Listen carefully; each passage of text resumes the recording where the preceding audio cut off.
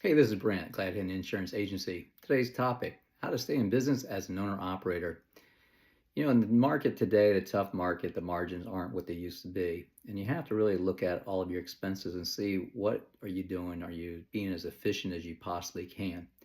So for me, I identify four different topics, four different expense categories that really put you at a disadvantage if you can't tighten the margins down and eliminate some of these off of your plate. So for me, the first one is factoring and fuel cards, and trying to stay away from those contractual factoring and fuel cards. You're really not saving any money by what you're saving on the back half with a fuel card. You're paying out on the front end for the factoring, and they really have you captivated to their market, and you're under their guidelines of how you have to run with regard to your fueling. So I really highly recommend staying away from your factory and their fuel cards. I utilized Mudflap. Initially, Mudflap did not have a really strong, extensive market, but today they do. And I really felt that their savings were really highly competitive. Uh, Number next is a mechanic. I worked in the healthcare industry, as I mentioned before. I come from sterile environments, so getting oily and greasy and turning wrenches are some things I haven't done since I was a kid. I worked with my hands as a kid, and I worked with my hands in the military. So I had some ideas and some understandings of working with foot pounds, torquing things, the specs, and how to follow diagrams. So it was a little bit of a steep learning curve for me, but you really need to learn how to do the mechanic work yourself, or as much of it as you can. You either schedule maintenance or maintenance will schedule you, but many times we're in remote areas and we just don't have those options of having a mechanic, or you have a breakdown and then you're waiting at their timeline when they can get you in. And for me, I always try to slip them a little, I call it lanyap, a little extra to get ahead of the line. Now you got a very inexpensive fix with a very expensive pricey fix now. But if your wheels aren't turning, you're not making money.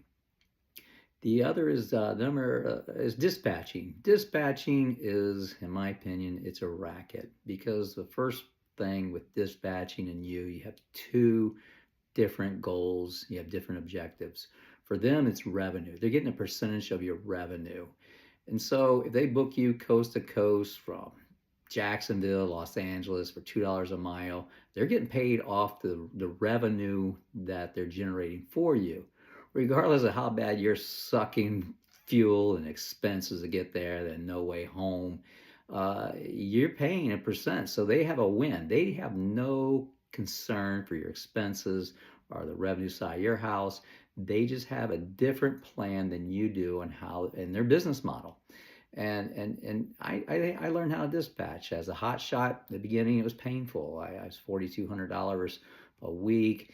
By the time I left last November of 2024, I averaged about 6,000 a week.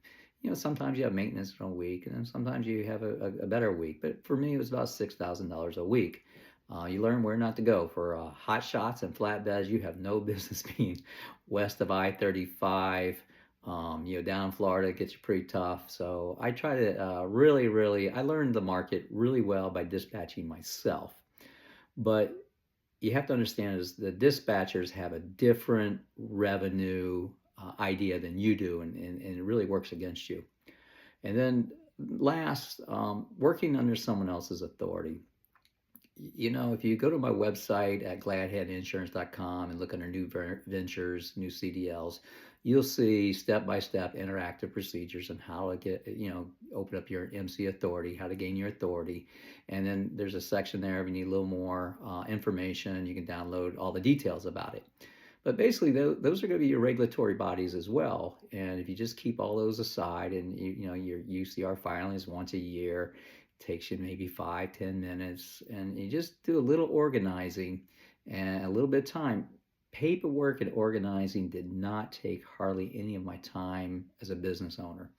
Probably the biggest part of my time is we did our own general ledger, so me taking pictures with my phone of the receipts once a week was a little time consuming. It was more just aggravating than anything, but it really didn't take me much time, 30 minutes.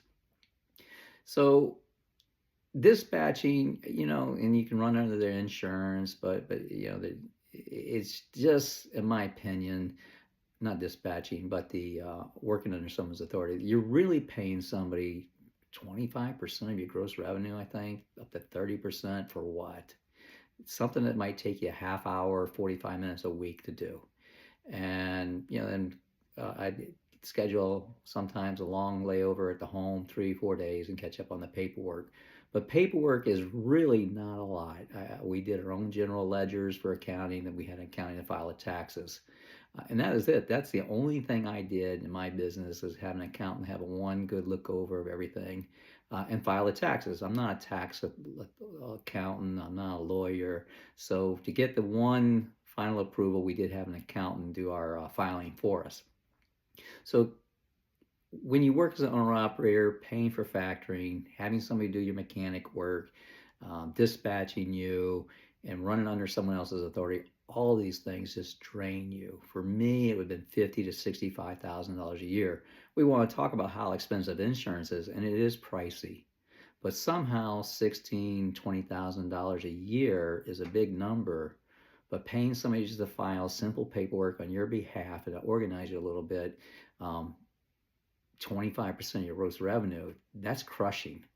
If you can do your own, get away from factoring, do some of your own mechanic work, stay away from dispatch, and try. And I know it's the unknown thing. Sometimes we don't know what we don't know, but don't go under someone else's authority. If you drop these off of you, this is revenue that will keep you in business. So yeah, insurance is expensive, but when you look at it, it's not as expensive as these 4 topics.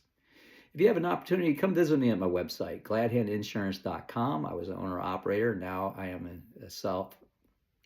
I'm an insurance agent, and I'd love for you to do business with you. I'd like to be your partner. Wherever you buy your insurance, direct from the company, from a captured agent or independent agent, the pricing is all the same. It's apples to apples comparison. If you do business with me, what you get is my experience in the industry and my knowledge in insurance combined, and we make something work for you.